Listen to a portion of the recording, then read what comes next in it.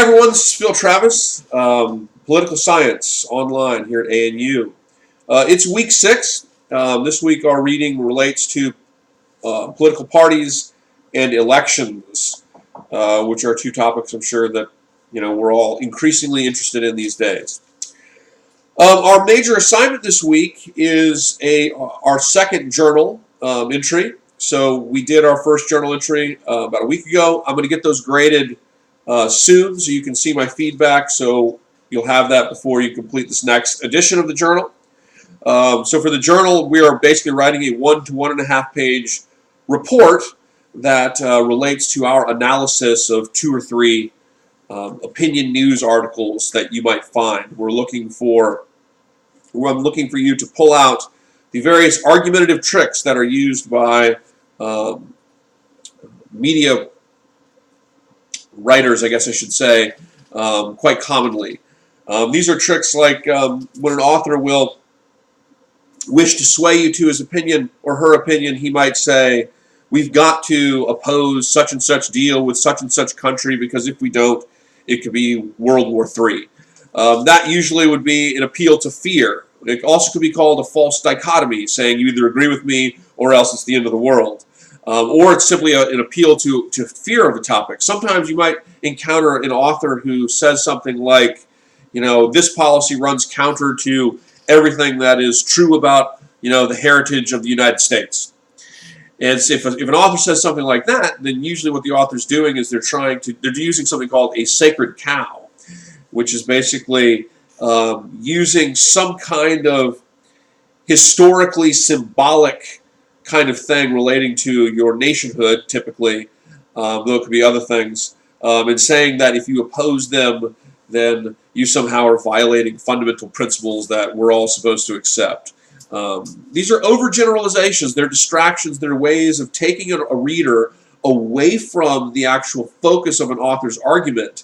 You find these types of attempts used most commonly when readers are trying to get you to agree with them when they haven't exactly provided a valid or decisive argument. So it's a way to sway you to their position without having actually delivered on a clear and valid argument.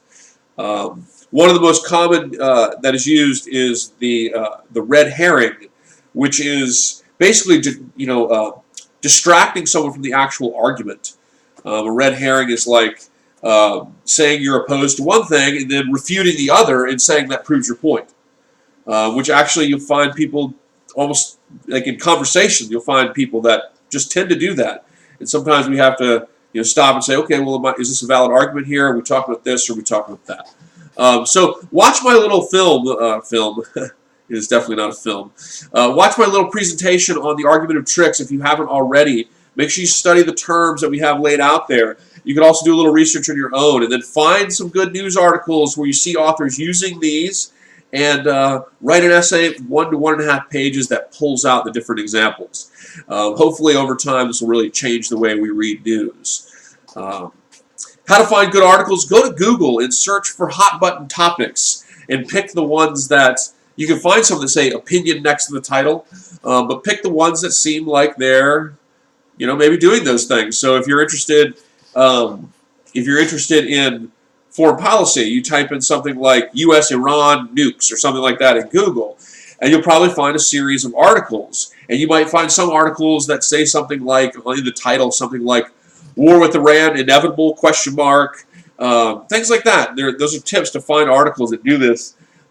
It happens often. It can be very subtle, these use of these types of techniques.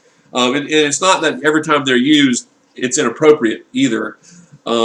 But it's best because we're trying to practice to find the ones that do it the most. So look for articles that are particularly, how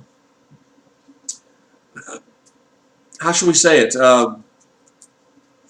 If you find articles in foreign policy that are particularly fear-inducing, you already know you're going to get in the title. You already know you're going to get some of those things used. If you find articles that are attacking someone, this person's an idiot, or this person's un-American, if that's like kind of suggested in the title, you automatically know you've got a good one to go with, to pick apart, because you've already got it in the title.